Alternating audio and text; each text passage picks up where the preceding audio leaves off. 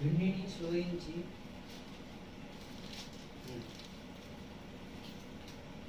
శోధించి నిర్మలము చేయు. మలాకి గ్రంథం 1వ అధ్యాయం. మలాకి గ్రంథం 1వ అధ్యాయం.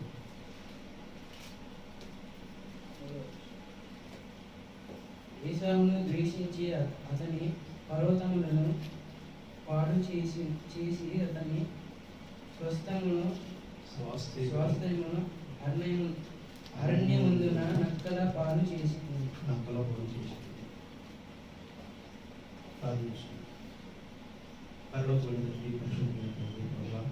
శ్రేష్టమైన దేవ ప్రభావైనా మీరు ఆశీర్వదించి ప్రభావ ఈరోజు మీ వాక్యములను గమనించుకునేటువంటి ప్రభావ అవకాశాన్ని మీరు ఇచ్చారు.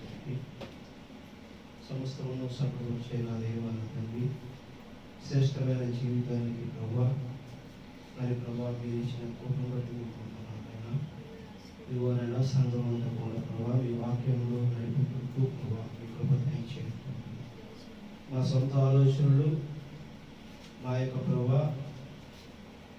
అనుభవాలు, మా మాట తీరులు, మా వాక్ దాటి అన్నీ కూడా ప్రభావ వ్యర్థమైనవి ప్రభావ వాటినన్నిటినీ మరుగున పెట్టండి.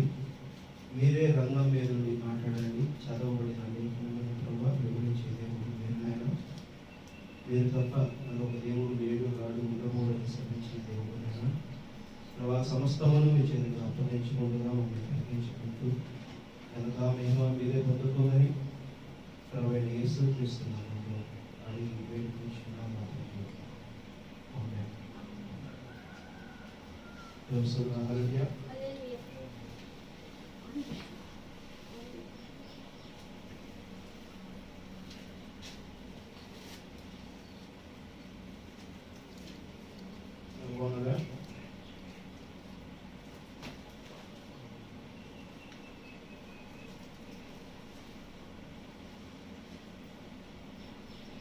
ఈ వారం బైబిల్ చదివారా?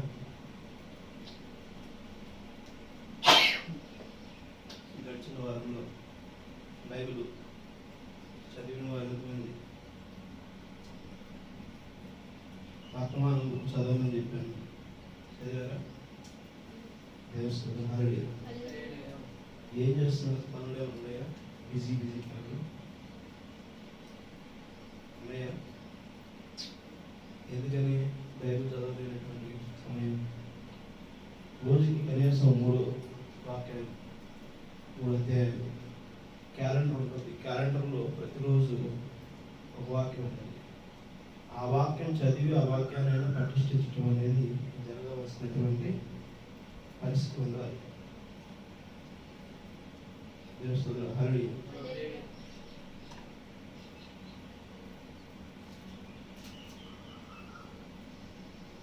మనం నిజంగా దేవుని ఎరిగిన వారివేనా? హరి ఎరిగిన వారివేనా? ఎరిగిన వారివేనా? ఒక కాలువలో నీరు పారుతూ ఉంటే ఆ కాలువలో నీళ్లు పారుతూ ఉంటుంది. ఒక మనిషి దిగి కాలువకి యువత వైపు నుంచి అతని వైపు నడుచుకుంటూ వస్తున్నాడు. ఇద్దరు నడుచుకుంటూ వెళ్తున్నారు, నడుచుకుంటూ వస్తున్నారు. బాగా పారుతున్న నీరు, ఆ యొక్క సెలయేరులో పారుతున్న నీళ్లు నడుచుకుంటూ వెళ్తున్నప్పుడు ఆ కింద ఉన్న మట్టి మన కాలు బాగా తగిలి పైకి లేస్తుంది. లేచినప్పుడు అక్కడంతా మునిగిపోతుంది. అవునా కదా? దేవస్థానం అవునా? అది శ్రేష్టమైన కాలువ పారుదల కలిగేది అయితే ఆ మురికి లేచినప్పుడు పైనుంచి వచ్చే నీళ్లు ఈ మురికిని రాలదోడుకుంటూ వెళ్ళిపోతూ ఉంది. ఈ మురికి కొంత సమయానికి అవి మళ్ళా శ్రేష్టంగా తయారవుతాయి. అవుతాయా? ఇది పారుతుంది కాబట్టి మురికి అయినా కూడా శ్రేష్టత వస్తుంది. మరి శ్రేష్టత రావడానికి మనలో నిజంగా క్రమంగా పారుదల కలిగినటువంటిది క్రీస్తు ప్రేమ. క్రీస్తు మనలో ఉన్నాడా? ఇది మొదటిగా మనం ప్రశ్నించుకోవాల్సిన అవసరం. దేవుడు హల్లెలూయా. మనం ఎవరిని కూర్చుని ప్రార్థన చేయడం వల్ల కానీ, ప్రతి ఆదివారం మీరు బైబిల్ పట్టుకుని రావడం వలన కానీ, అంటే బైబిల్ చదువుకొని క్రమంగా ఉండే వారికి ఓకే, లేని వారికి నేను చెప్తున్నా, బైబిల్ పట్టుకుని ఆదివారం రావడం వలన కానీ దేవుడు మనతో ఉన్నట్టు కాదు. అవునా?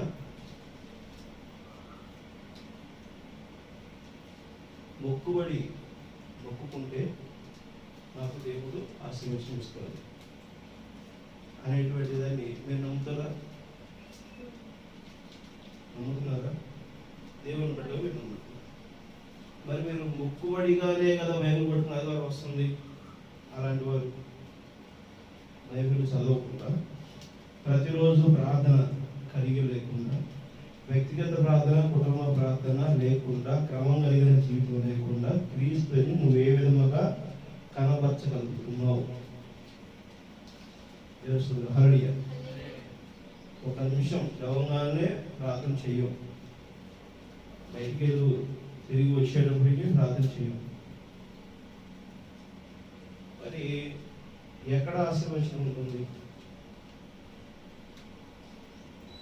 ఎప్పుడు మనకు కావలసిన వాటిని మనము దేవుడి దగ్గర కోరుకుంటామా?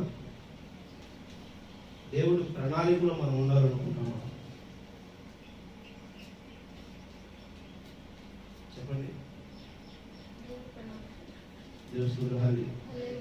మరి దేవుని ప్రణాళికలో ఉండవలసిన వారు అయితే మనం నిజంగా మీరు ఆ క్రమం కలిగి ఉన్నారా లేదా అనేది ఒకసారి ప్రశ్నించుకోండి.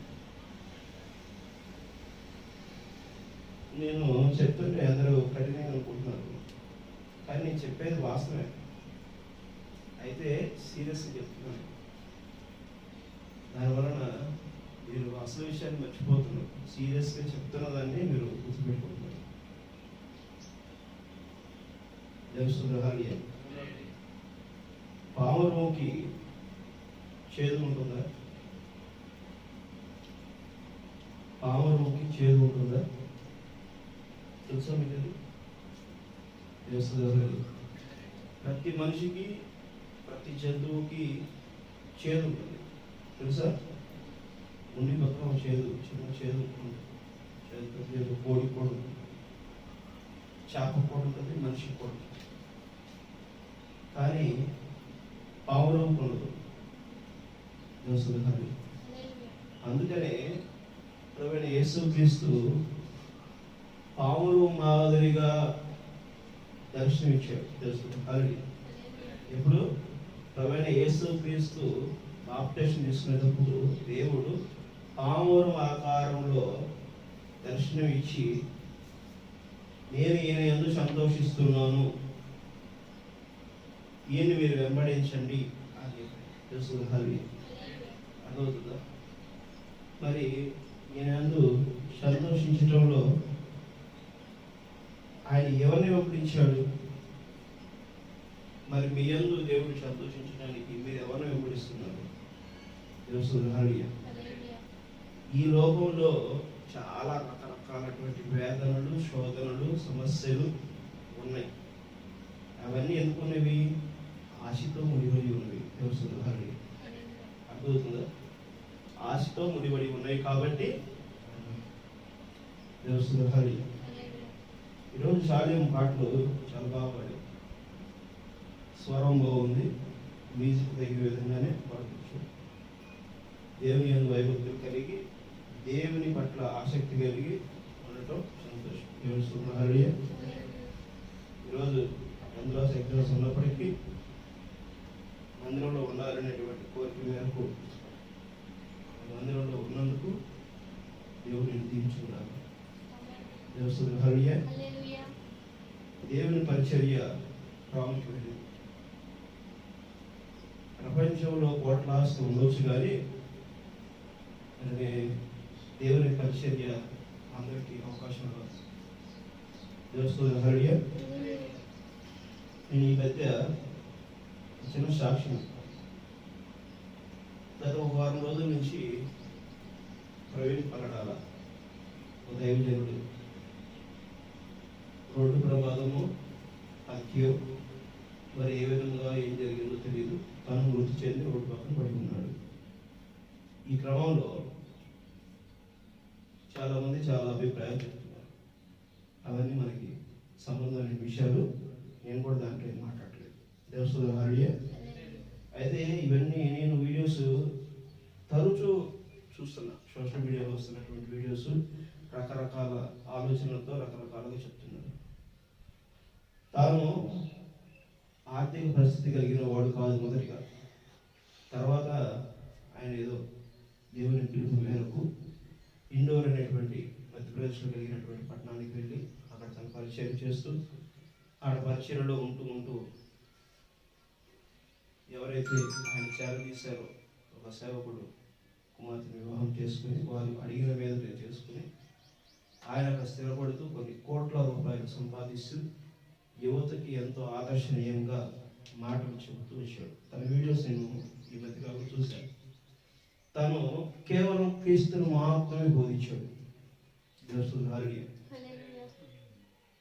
ప్రభు అయిన యేసు క్రీస్తు. ప్రభు అంటే రాజు, యేసు అంటే రక్షకుడు, క్రీస్తు అంటే పునరుద్ధానం కలిగిన పరిశుద్ధాత్మ. ఆమేన్. ప్రభు అయిన యేసు క్రీస్తునే ఆయన ప్రకటించాడు. ప్రవక్తనైతే ఎరిగి లేడు. ఆయన ప్రవక్త గురించి ఏ రోజు ఆయన మాట్లాడింది లేదు. ఈనాటి కాల ప్రవక్త గురించి ఆయన ఎరిగింది లేదు. అయితే నేను ఇక్కడ ఏం చెప్పాలనుకుంటున్నానంటే, తను కోట్ల సంపాదించాడు. అది దేనికి సంబంధించిందో ఎవరికి ఉపయోగపడుతుందో నాకైతే తెలియదు. కానీ తన మరణ వార్త వినిన తర్వాత చాలామంది చలించారు, చాలామంది రోడ్డు మీదకి వచ్చారు, తననికి మద్దతుగా నిలిచారు. ఆ ప్రేమ ఆప్యాయతను పొందుకున్న వ్యక్తిగా ఆయన ఉన్నాడు. దేవస్థుల హరియా ఆయన మరణం తర్వాత క్రీస్తు బోధకులు,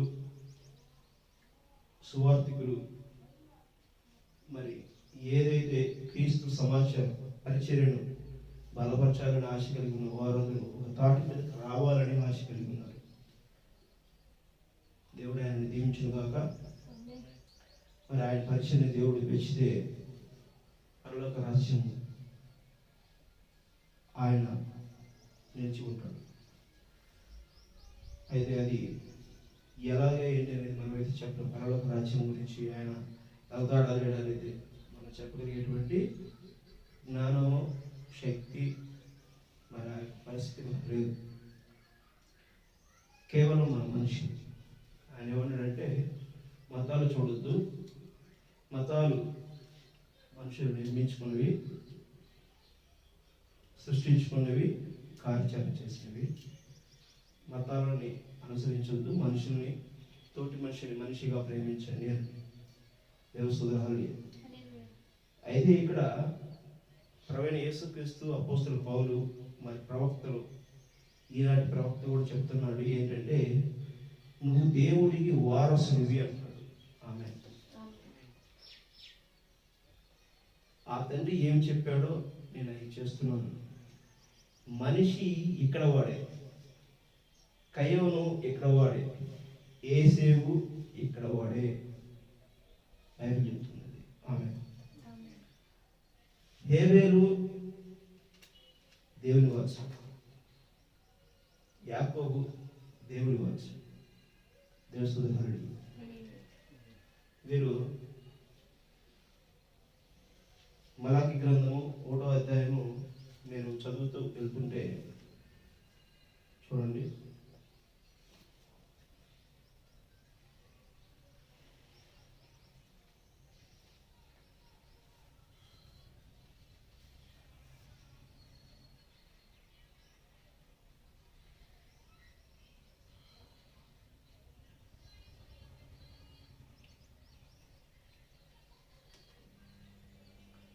చదవండి. మనము నాశనమైతిమి, మనము నాశనమైతిమి, పాడైన మన స్థలములను మరలా కట్టుకుందుము రండని ఏదోమీలు అనుకొందురు. అయితే అయితే సైన్యములకు అధిపతియగు యెహోవా సెలవిచ్చినదేమనగా వారు కట్టుకొనును, నేను వాడిని క్రింద పడదోయును. లోకులు వారి దేశభక్తుల ప్రదేశమును మరియు వారు యెహోవా నిత్య కోపాగ్నికి పాత్రులనియు పేరు పెట్టెదరు. ఈ ప్రాంతం, ఈ జాతి, ఈ భక్తితో నువ్వు ఏది కట్టినా కూడా ఏం చేస్తాడంట దేవుడు? క్రిందకి పడవేస్తాను అంటున్నాడు. అర్థమైందా? ఈ భూమికి సంబంధించినది, ఈ భూమికి ఆచారయోగ్యముగా ఉన్నది.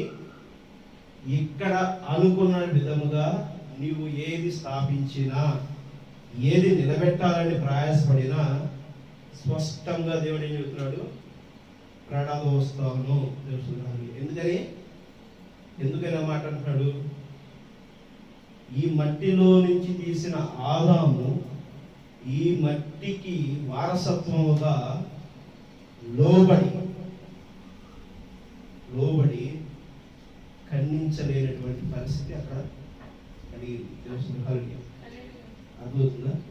మట్టిలో నుంచి తీయబడినటువంటి ఆదాములో నుంచి రాబడినటువంటి అవ్వ ఏమైంది? ఒక ఆజ్ఞను, దేవుడి ఆజ్ఞను కలిగలేక, అనుసరించలేక, వెంబడించలేక అవేం చేసింది? ఈ లోకములోను బయలుదేరినటువంటి ఆజ్ఞను ఆమె ఏం చేసింది? మమేకమైంది. ఆ సర్పము మీద ఉన్న ఒక దురాత్మ చెప్పిన మాటను ఆమె చేసింది. దేవుడు అదవుతుందా? ఇక్కడ నుంచి ఉన్నవేవి దీనికి ఆధిపత్యం కలిగినటువంటి ఏది? ఈ యొక్క భూలోకానికి, ఈ ప్రపంచానికి ఆధిపత్యం కలిగినటువంటి వ్యక్తిని అనుసరించడం వలనే అవ్వ ఏమైంది? పడదోయబడింది. పడదోయబడిందా? అక్కడ పడదోయబడిన తరువాత ఆదాము ఆమెని వెంబడించాడు. ఎందుకు ఆదాము నువ్వు చేసావనంటే, నువ్విచ్చిన ఈ స్త్రీయే చేసింది అని. అలాగా నువ్విచ్చిన ఈ స్త్రీ చెబితేనే నేను చేశాను అన్నాడు.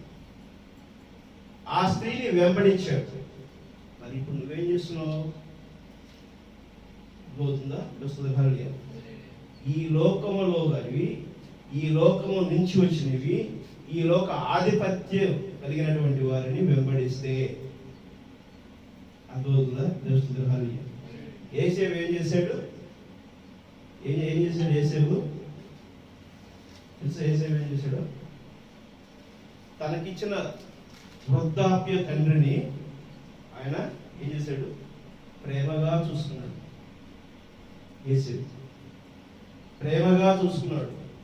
తనకి సపర్యాలు చేశాడు. తాను ప్రేమించాడు, గౌరవించాడు. నాన్నగారు చెప్పండి అని అన్నాడు. నాన్నగారు మీకు ఏది కావాలంటే చేస్తారన్నాడు. పశువులకి కావాల్సిన పేడ ఎత్తాడు, అన్నీ చేశాడు. ఇది శ్రేష్టమేనా? ఇది శ్రేష్టమేనా? శ్రేష్టమేనా?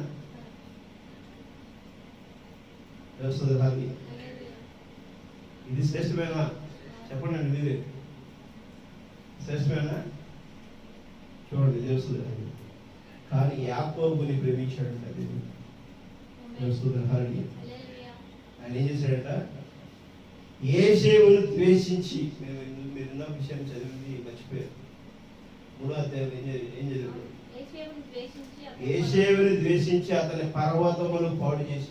ఈయన ఇంత మంచి కార్యాలు చేస్తున్నాడు కదా, మరి తండ్రిని ప్రేమిస్తున్నాడు, తమ తండ్రికి సపర్యాలు చేస్తున్నాడు, నాన్నగారు అంటున్నాడు, ఆయన చెప్పింది చేతులట్టు నిలబడుతున్నాడు, ఆప్యాయకుంటున్నాడు, ప్రేమానురాగంగా ఉంటున్నాడు, పశువులను ప్రేమిస్తున్నాడు, పశువులకి కావలసిన మరి ఆ యొక్క తానా వేస్తున్నాడు, పశువులు బయట తీస్తున్నాడు, ఎంతో అనుకువగా, ఎంతో ప్రేమగా ఉంటున్నాడు కదా.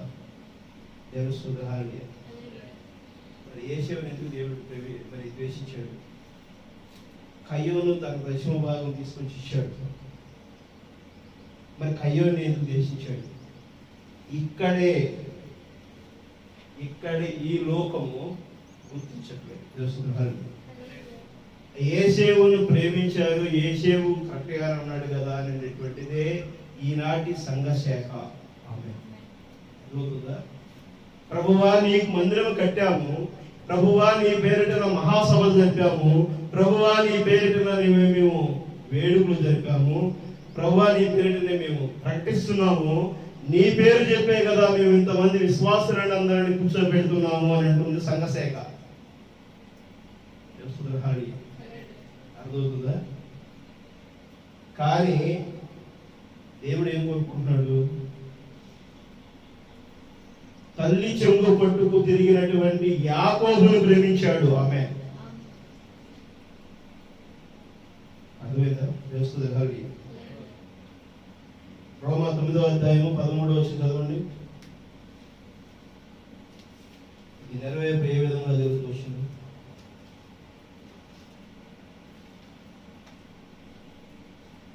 కూర్చి నేను యాకోబును ప్రేమించితిని, ఏశావును ద్వేషించితిని అని వ్రాయబడి ఉన్నది. ఆమేన్. 11వ వచనం 12వ వచనం చదవండి.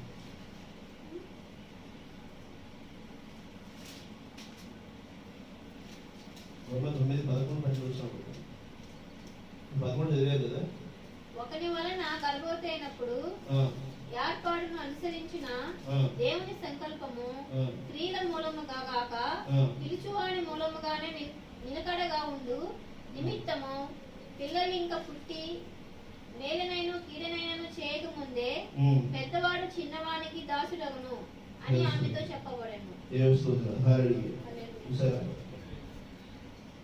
తన తండ్రి అయిన ఇసాకు అను ఒకరి వలన గర్భవతి అయినప్పుడు ఏర్పాటునకు అనుసరించిన దేవుని సంకల్పము క్రియల మూలము కాక పిలుచువారి మూలముగానే నిలకడగా ఉండు నిమిత్తము పిల్లలు ఇంకా పుట్టి మేలైన కీడైన చేయక ముందే పెద్దవాడు చిన్నవానికి దాసుడగును అని ఆమెతో చెప్పాడు.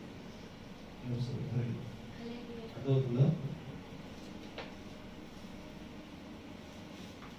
గమనించారు ఇక్కడ?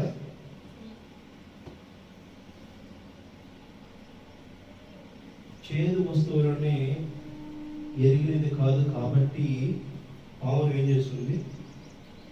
అసలు ఎక్కడ కీడు చేయదు. చూడండి, పాము ఎక్కడ కీడు చేస్తుందా?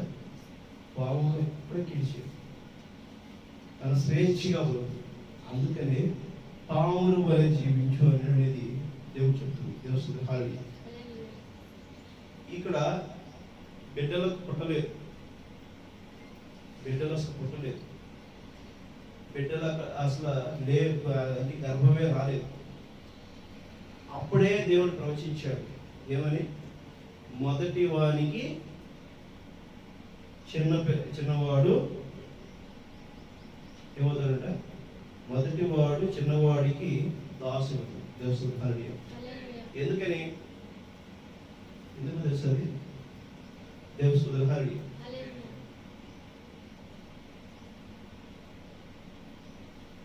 ఈ పుస్తకము నాకు అవసరం, ఇది నాకు అవసరం, దీనిని నేను అభ్యసించాలి.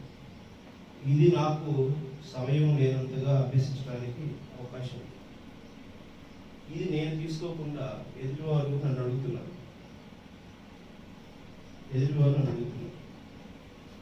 అప్పుడు నేను ఇస్తే తీసుకున్నవాడు గొప్పవాడు అవుతాడా? ఇచ్చినవాడు గొప్పవాడు అవుతాడా?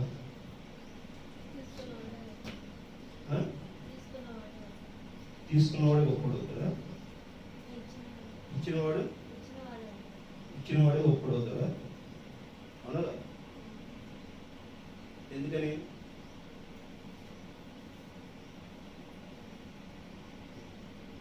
నా కోసం కాదు కానీ మీ కోసము, మీ పిల్లల కోసము ప్రార్థన చేయండి. ఏడము అని అన్న మాట ఉందో గుర్తుందా మీకు? ఎవరన్నారు అన్నమాట? ప్రభువైన యేసుక్రీస్తు. ఆమె ఎప్పుడు అన్నాడు ఆయన? సిలువుకి వేలాడి తీసేటప్పుడు సిలువను మోసుకుంటూ వెళ్తూ ఉన్నప్పుడు జనులు చెప్పారు. అర్థమైందా? ఈయన అర్పించటం వలన తాను అర్పించుకోవటం వలన ఏమయ్యాడు? దేవస్తుని రక్షకుడయ్యాడు. ఆమె ఈయన యందు నేను సంతోషిస్తున్నాను అన్నాడు. ఈయన యందు ఏ ద్వేషము లేదు. ఎవరిని మోసపుచ్చటము, ఎవరిని ఆధిపత్యం కలిగిన మాటలు అనడానికో, ఎవరి మీదనో నేను చలామణి చేయాలనుకోవటంలోనో ఎక్కడ క్రీస్తు అక్కడ నాటిపోకూడదు. ఆయన యందు ఏ దోషము లేదు అని అన్నాడు పర్వాలేదు. అదవుతుందా? ఈయనకు సిలువ వేయడానికి ఏ దోషం లేదు. నీ రాజ్య స్థాపన చేస్తానంటున్నావు, ఇక్కడ ఆల్రెడీ మేము రాసులు ఉన్నాయా, నువ్వేంటి రాజ్య స్థాపన చేస్తానంటున్నావు? నీ మీద ఈ ద్వేషము, ఈ యొక్క దోషము నిలబడి ఉన్నది. దీని నిమిత్తం నీకు సిలువ వేయడానికి మేము నిర్ధారణ చేయాల్సి వస్తుంది. ఇది కాదని చెప్పు అని చెప్పేసి అని ఆ యొక్క రాజు ఆయనతో అన్నాడు. అందరూ అన్నారు, ఈయనంట గొప్ప రాజ్యం స్థాపించేస్తాడంట, ఈయనంతా రాజుగా అవుతాడంట, ఈయనంట పెద్ద ఇది అవుతాడంట, ఈయన చెప్పింది మేము చేయాలంట, ఈయన సిలువేయండి. చెప్పిన వారు ఎవరు? క్రైస్తవులు కాదా? పరిశుద్ధ గ్రంథమును వెంబడిస్తున్న వారు కాదు వారు? మరి ఆయనకి సిలువ వేసిన తరువాత మరి లబో దిబో అని గుండెలు బాదుకుంటే వెంబడించుటకు అవకాశం ఉన్నదా వారికి? ఈయన ఎవరో నాకు తెలియదు అని అన్నటువంటి పేతురు 3 మార్లు నువ్వు తెలియదంటావు పేతురు అని చెప్పేసి దేవుడు చెప్పాడు. నేనెందుకంటాను ప్రభు, నా ప్రాణం పైన నేను అన్నాడు. అన్నాడా లేదా? ఏం ప్రేమించాడు అక్కడ ఆయన? పేతురు ఏం ప్రేమించాడు?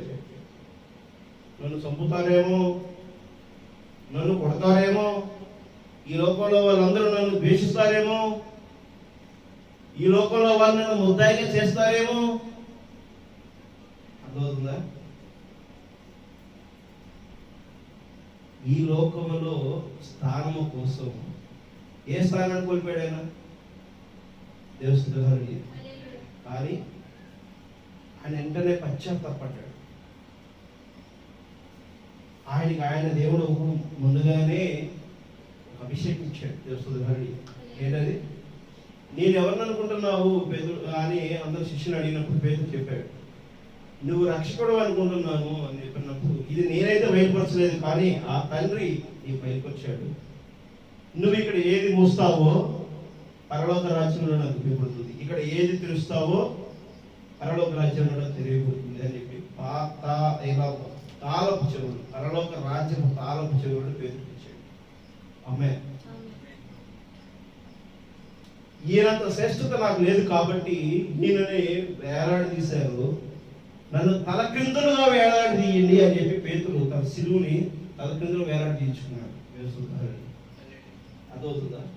అది పశ్చాత్తాపం. అమ్మే, అదవుతుందా? తెలుస్తుంది ఇప్పుడు విషయం? అర్థమవుతుందా? గమనించండి, వెంబడించండి. ఇది మీకు అర్థం అవడం కోసం అన్ని రకాలుగా చెప్పుకుంటూ వస్తున్నాను. ఒక మాటతో మేము చెబుతాం కానీ మీకు అర్థం కాదు. బైబిల్లో ఉన్న విషయాలని మీరు గమనించడం కోసం దేవుని కృపను బట్టి మనకి ఈ బయలుపాటు కోసం మనం ప్రయత్నం చేస్తున్నాం. దేవస్థానం ఒక మాటతో మనం అనుకున్నాం అనుకో, నేను చెప్తే ఒకసారి చెప్పాను, మా అమ్మ చనిపోయినప్పుడు మా అన్నయ్యతో చెప్పాను, నువ్వు అనుకుంటున్నావేమో నీకంటే నేను గొప్పవాడిని అని గుర్తుపెట్టుకోవాలి. ఎందుకని నేను అనుమతిస్తే మొదటి కాలం పుట్టాను అని చెప్పాను. ఆయనకు అర్థం కాదా? అర్థమవుతుందా? దేవస్థానాన్ని చాలా భయంకరమైనటువంటి దోషం చేశాడు. నేను ఇచ్చా, ఇది మొదటి ప్రవేశం ఈ భూమిలోనికి రావడానికి నేను చిన్నవాడిగా పెద్దవాడికి అవకాశం ఇచ్చా దేవస్థానాన్ని. కానీ పెద్దవాడు దేనికి మరి తన యొక్క జ్యేష్ఠత్వాన్ని ముందుకుపోతాడు తెలుసా? దేనికి పోయాడు? ఏషవ దేనికి జ్యేష్ఠత్వానికి ముందుకుపోయాడు తెలుసా? ఆదికాండము చూడండి, ఆదికాండము 25వ అధ్యాయం.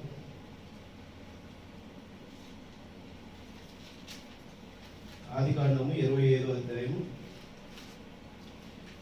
34వ వచనం నుండి.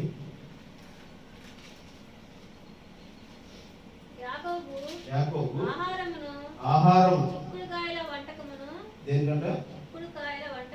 చిక్కుడుకాయల వంటకమునకు యేసేపుకు ఇచ్చెను. అతడు తిని త్రాగి లేచిపోయెను. అట్లు యేసేపు తన జ్యేష్ఠత్వమును తృణీకరించెను. దేనికంటే జ్యేష్ఠత్వం కోల్పోయింది?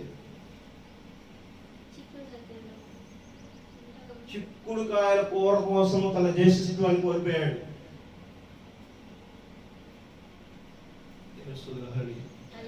అర్థమవుతుందా? ఈరోజు సంఘం దేనికోసం కోల్పోతుంది? మనకి ఇక్కడ వ్యక్తుల కోసం కాదు వాక్యం చెప్తుంది. గమనించండి దేవసోదరుడు, ఇక్కడ సంఘశాఖ వర్తమానం ఉంది, వధువు సంఘం ఉంది, సంఘశాఖ ఉంది. దేవసోదరుడు గమనించండి. పామరము శ్రేష్టమైన దాన్ని ఎలా ఏర్చుకుని తింటుందో, శ్రేష్టత్వాన్ని ఎలా ఉంటుందో మరి ఆ విధముగానే మనం జీవించవలసినది. ఆదికాండం 22వ వచనంలో 25వ అధ్యాయం 22వ వచనం 25వ అధ్యాయము 22వ వచనం. ఆమె గర్భములో శిశువులు ఒకరితోనొకడు పెనుగులాడినది కనుక ఆమె ఎలాగైతే నేను బ్రతుకుట ఎందుకని అనుకుని ఈ విషయమై యెహోవాను అడుగుటకు అడుగుగా వెళ్ళును. అప్పుడు యెహోవా ఆమెతో ఇట్లనెను, రెండు జనములు నీ గర్భములో కలవు, రెండు జనపదములు నీ కడుపులో నుండి ప్రత్యేకముగా వచ్చును. ఒక జనపదము కంటే ఒక జనపదము బలిష్టమైనను, పెద్దవాడు చిన్నవానికి దాసుడగునగును. అర్థమవుతుందా?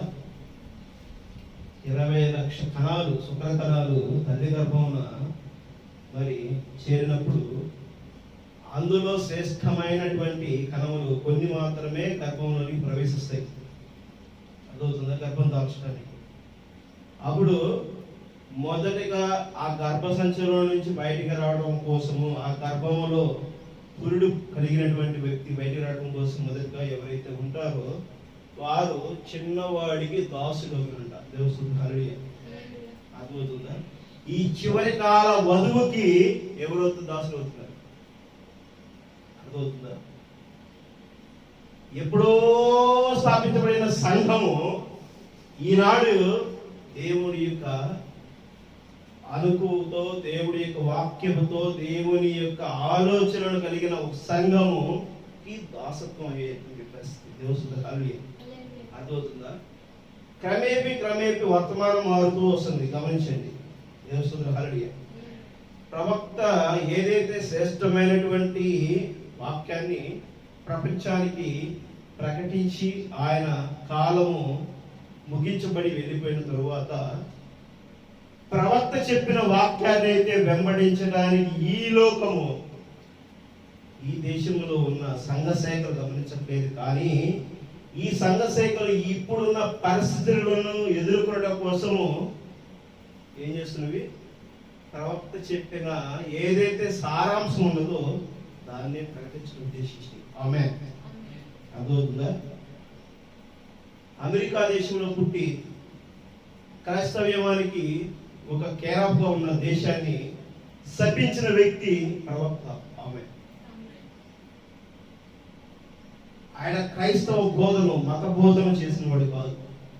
ఈ కాలానికి వారసుడివి నువ్వు, వధువి నువ్వు, దేవుని నువ్వు వివాహం చేసుకోవలసిన గొర్రె పిల్లగా ఉన్నావు అని చెప్పేసి వివాహ మహోత్సవానికి సిద్ధపరచడానికి ప్రకటించిన వాక్యాన్ని ఈ లోకానికి అందించిన వ్యక్తి ఈనాటి ప్రవక్త బ్రహ్మ గారు. అర్థమవుతుందా? ఇక్కడ బ్రహ్మ గారినో లేకపోతే ఇంకోహలో ప్రకటించాల్సిన అవసరం కాదు. కానీ ఈనాటి యొక్క వాక్యమును మనం ప్రకటించవలసిన వారిగా ఉన్నాం. ఒక్కసారి దేవుని నువ్వు రుచి ఎరిగితే ఈ లోకంలో వాటిని నిజముగా నువ్వు కలిగి ఉండవు. దేవుని స్తోత్రం. హల్లెలూయా. హల్లెలూయా. దానికి ప్రవక్త చెప్తున్నాడు, చాలా చాలా క్లియర్ చెప్తున్నాడు.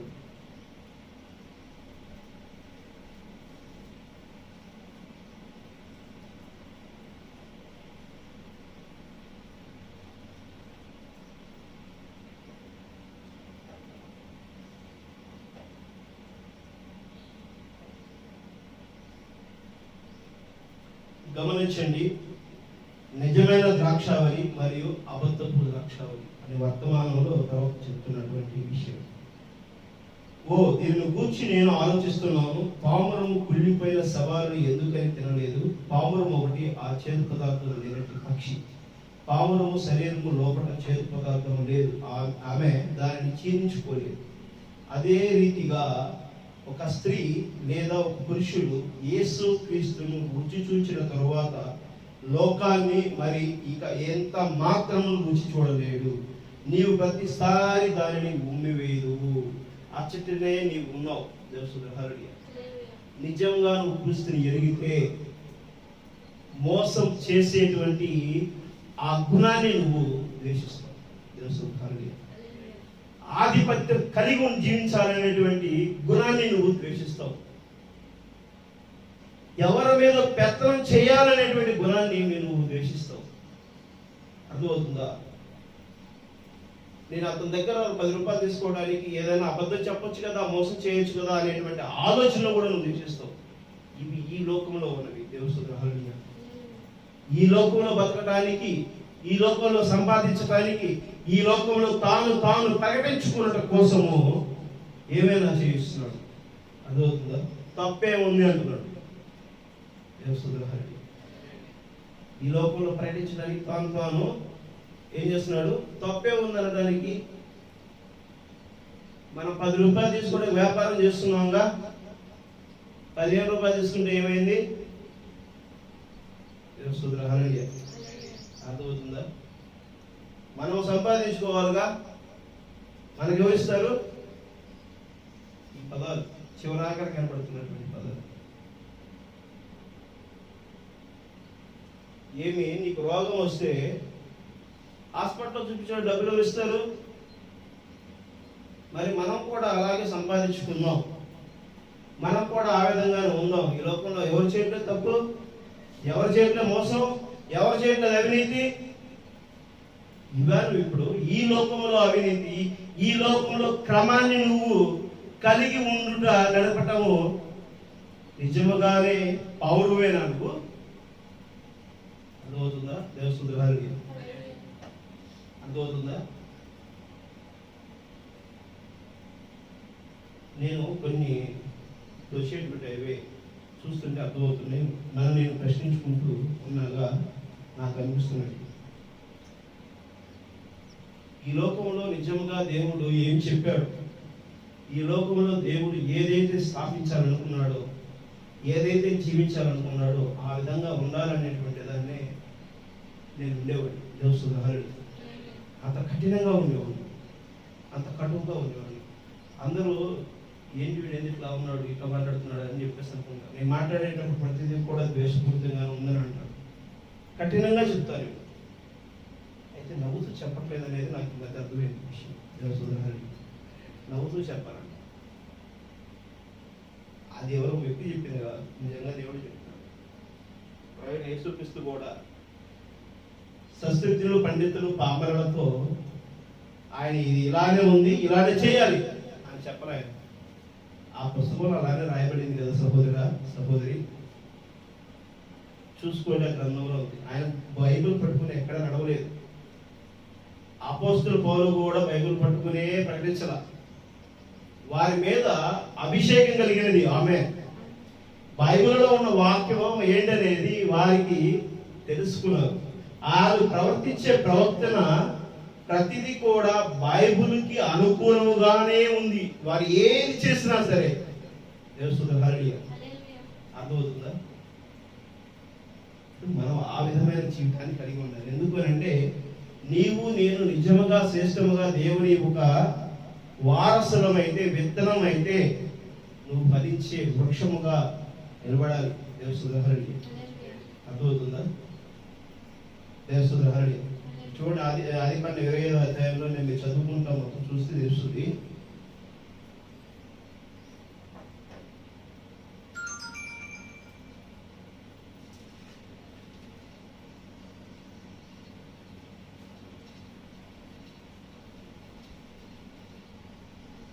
చూడండి 25వ అధ్యాయం 29వ. ఒకనాడు యాకోబు కలగూర వంటకమును కొనుటకు వండుకొనుచుండగా ఏశావు అలసిన వాడై పొలంలో నుండి వచ్చి, నేనే అలసి ఉన్నాను, ఆ ఎర్రగా ఉన్న దానిలో కొంచెం దయచేసి నాకు పెట్టమని అడిగగా, అందుచేత అతని పేరు ఏదేను అనబడిను. అందుకు యాకోబు, నీ జ్యేష్ఠత్వము నేడు నాకిమ్మని అడగదా. దేవుడు హల్లెలూయా. చూసావా, అర్థమవుతుందా? ఎవరు తీసుకున్నారు ఈ జ్యేష్ఠత్వం?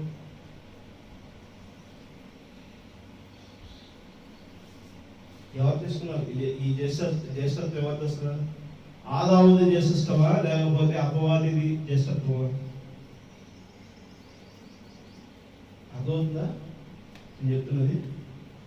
ఈ భూమి మీద మొదటిగా వచ్చినది ఎవరు? అపవాది. ఈ భూమి మీద అధికారము పొందినవాడు అపవాది. ఈ అపవాదిలో భాగమైనటువంటి మట్టి ఎవరిది? దేవుడు ఏర్పరిచింది, కానీ అపవాది ఆధీనంలో ఉంది ఇదంతా. అందుకని ఆదికాండం 1వ అధ్యాయంలో చూడండి,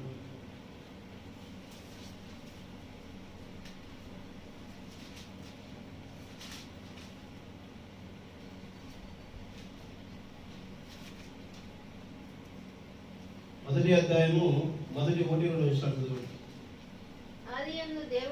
ఆదియందు దేవుడు భూమి ఆకాశము సృజించును, భూమి నిరాకారముగాను శూన్యముగాను ఉండెను, చీకటి అగాధ జలముల పైన కమ్మియుండెను, దేవుని ఆత్మ జలముల పైన అలవగాడుచుండెను. అర్థమవుతుందా?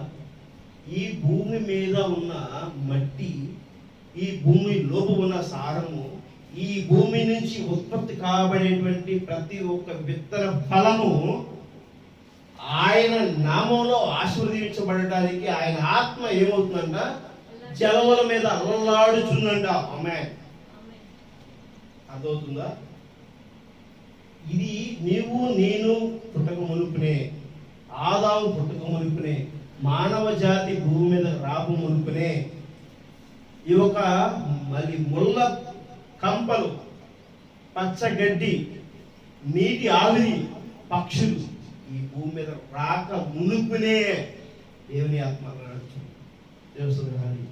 మొదటి అధ్యాయం 100 చదువుకుంటూ ఉంటేనే సృష్టి ఆవిర్పించుకుంటూ వస్తుంది. అప్పుడే ఆయన ఆత్మలో నడుచుకున్నాడు, అప్పుడే వాడున్నాడు. ఆమె అర్థం ఎందుకున్నాడు? పరలోక రాజ్యం నుంచి వాడికి వచ్చినటువంటి ఆలోచన నిమిత్తము దేవుడు అతనిని ఏం చేశాడు? భూమి మీదకి తొక్కివేసి తెలుసుకుంటారు. ఇప్పుడు ఆయన రాజ్యం పైకి తీసుకురావడం కోసం, తన పాతాళంలోకి తొక్కడానికి కోసమే ఆయన వాగ్దానం చేసి ఉన్నాడు. అర్థమవుతుందా? 7వ రోజు అయినటువంటి చివరి కాలము, ఒక రోజు దేవుని లెక్కలో సంవత్సరం. దేవుడు హరి తెలుసా మీకు అది? మీరు అనుకుంటున్నారు ఈ భూమి మీద 24 గంటలు గడియలు శాస్త్రాలు చూస్తున్నారు. మొన్న విలియమ్స్, పేరేంటి? సునీత విలియమ్స్, దేవుడు హరి,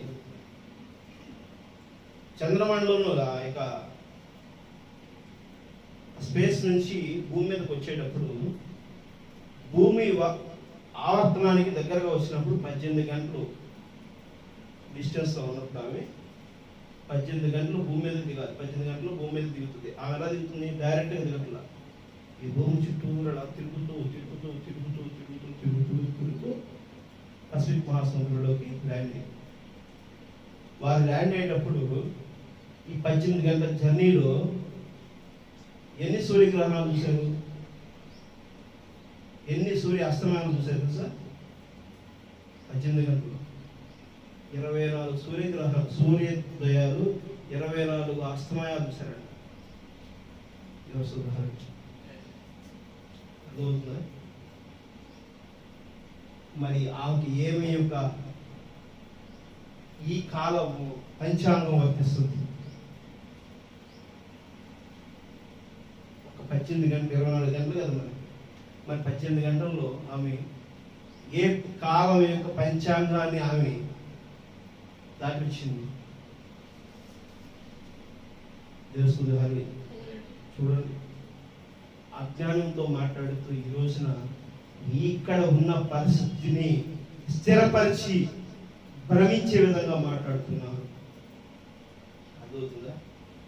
ఆమె 9 నెలలు మన యొక్క భూమి మీద ఉన్న కాలమునికి అయితే ఆమె అక్కడ ఉన్న స్పేస్ లో ఉన్న కాలం చాలా తక్కువ.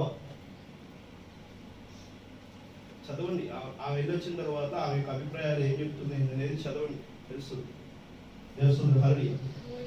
అర్థమవుతుందా? మరి 1924 సూర్యోదయాలు సూర్యాస్తములు ఆమె చూసిందంటే మరి దేవుని లెక్కలో మరి సంవత్సర కాలం అంట. మన యొక్క ఒక్క రోజు, మన లెక్కలో ఒక రోజు దేవుని లెక్కలో సంవత్సర కాలం అంటున్నాడు. తెలుస్తుంది హరి. ఆ 7వ దినమున, ఆ 7వ సంఘ కాలమున, ఆ 7వ యొక్క మరి కాలాంత యుగమున ఆయన ఏమంటాడు?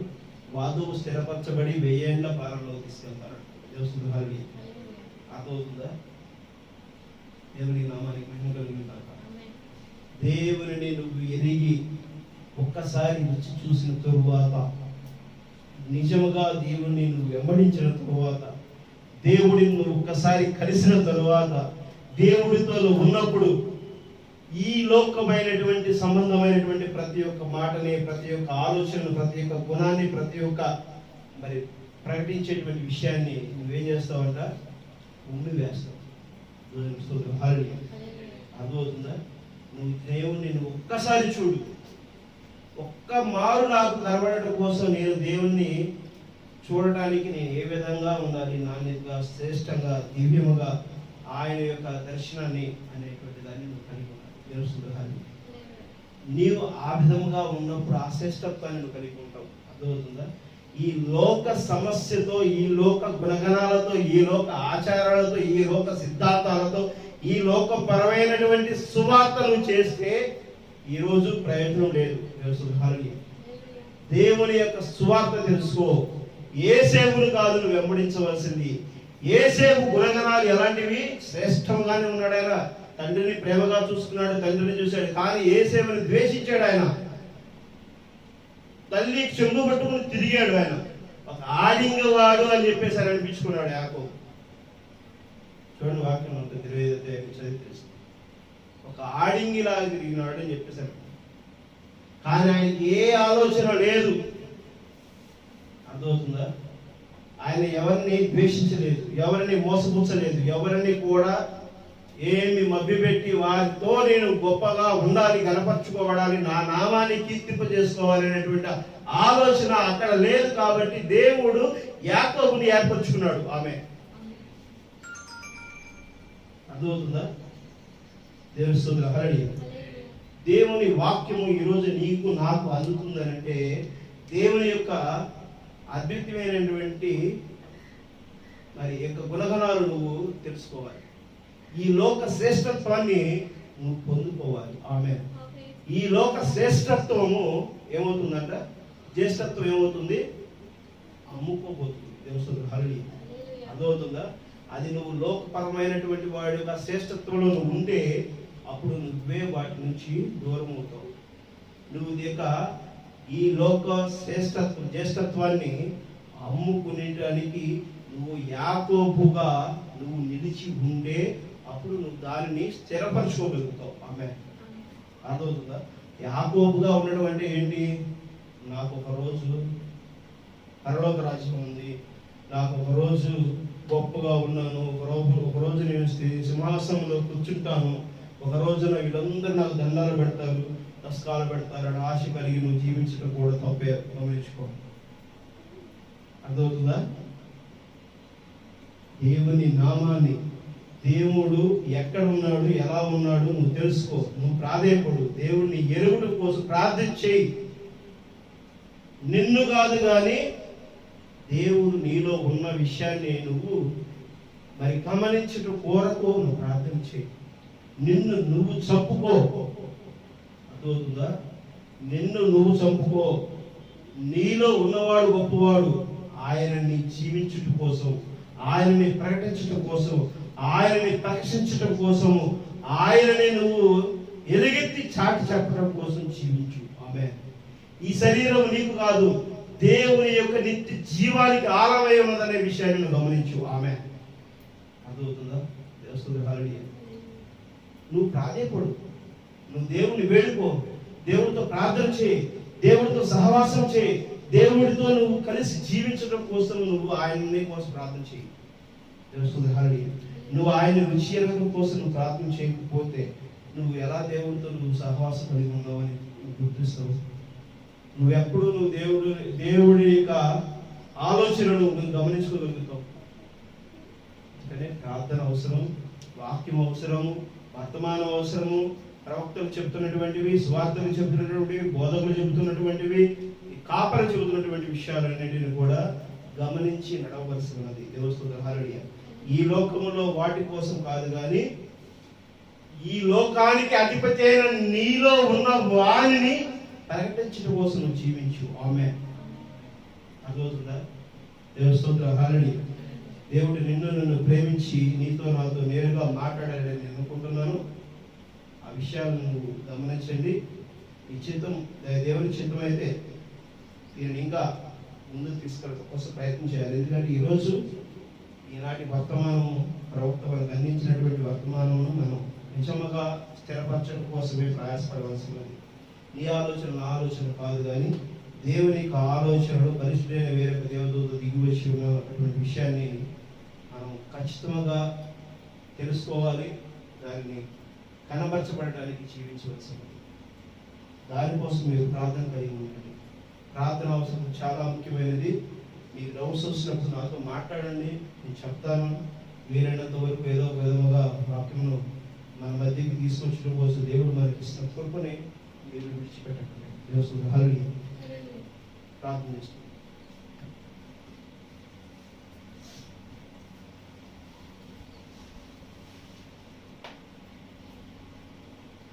పరలోకమైన తండ్రి, పరిశుద్ధమైన తండ్రి, ప్రభువా నాయనా యేసయ్యా, మీకు వందనాలు చెల్లించుకుంటున్నాం తండ్రి.